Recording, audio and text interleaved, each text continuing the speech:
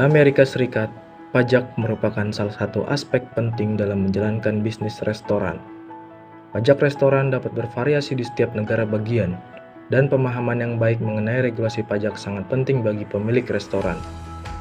Tiap negara bagian memiliki yurisdiksi atas pengenaan pajak di wilayahnya.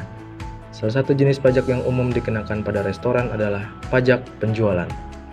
Restoran mengumpulkan pajak penjualan dari pelanggan atas makanan dan minuman yang dijual. Tarif pajak penjualan dapat berbeda di setiap negara bagian, biasanya antara 4% hingga 10% tergantung pada wilayah.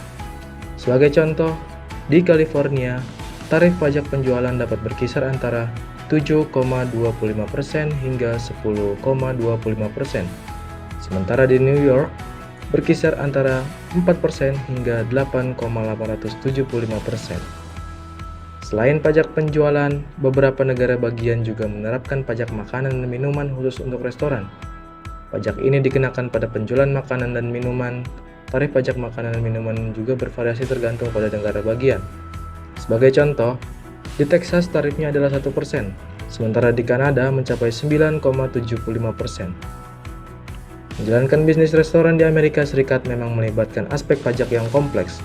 Tapi pemahaman yang baik mengenai pajak restoran dapat membantu pemilik restoran mengelola bisnis mereka dengan sukses. Dengan mengelola pajak dengan baik, restoran dapat fokus pada memberikan pengalaman kuliner yang luar biasa kepada pelanggan mereka. Itulah beberapa penjelasan singkat mengenai pajak restoran di Amerika. Untuk info lebih lanjut mengenai perpajakan, kalian bisa kunjungi website di www.konsultanpajakrahayu.com.